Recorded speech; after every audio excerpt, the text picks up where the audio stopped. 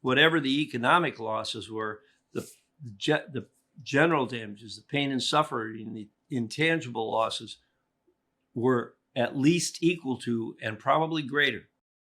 What damages can I recover after an injury? We ask Hawaiʻi attorney Wayne Parsons in this episode of Ask the Lawyer. What types of losses can someone recover?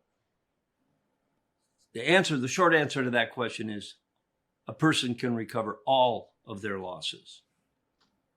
There are many, many, many different kinds of losses people suffer when they're hurt.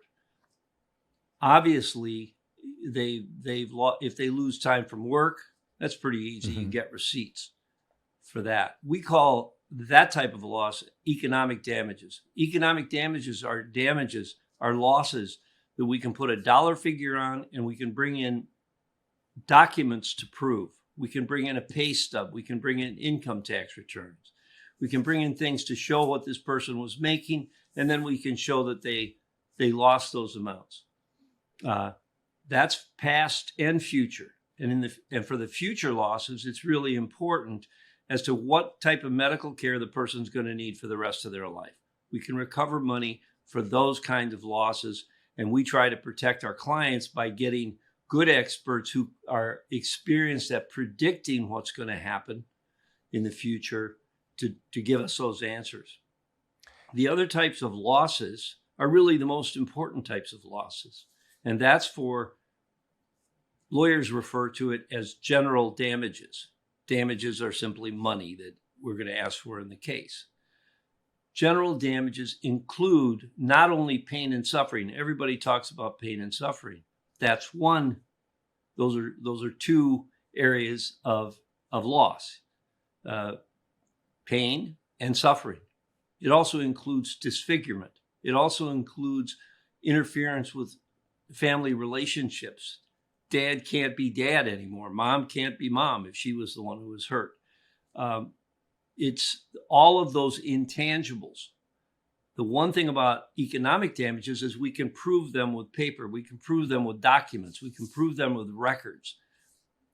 We can prove them with credit card statements or canceled checks.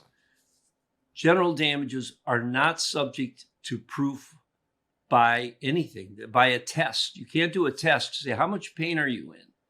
There's no machine that measures pain. Suffering, you're miserable. You can't go to work. You're worried about your house being repossessed. You're worried about your future health or the health of your child. Those are the most important types of damages that we suffer when we're hurt, and they are not subject to a test. I always give this example that nobody walks up to you if you were in a car crash and people heard that you were in the hospital and that you had a surgery and you're now back home, and they bump into you and they say, how are you doing? I heard you were in an accident. How are you doing? The person doesn't say, well, my medical bills are $45,000. I lost $26,000 so far from work.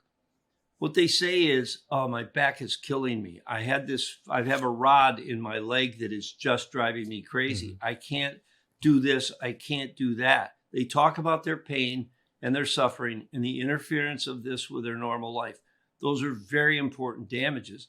And I think in a jury trial, we always remind the jury that whatever the economic losses were, the general damages, the pain and suffering, the intangible losses were at least equal to and probably greater in the amount. Well, we always appreciate your expertise, Wayne. Thank you so much for joining us again today.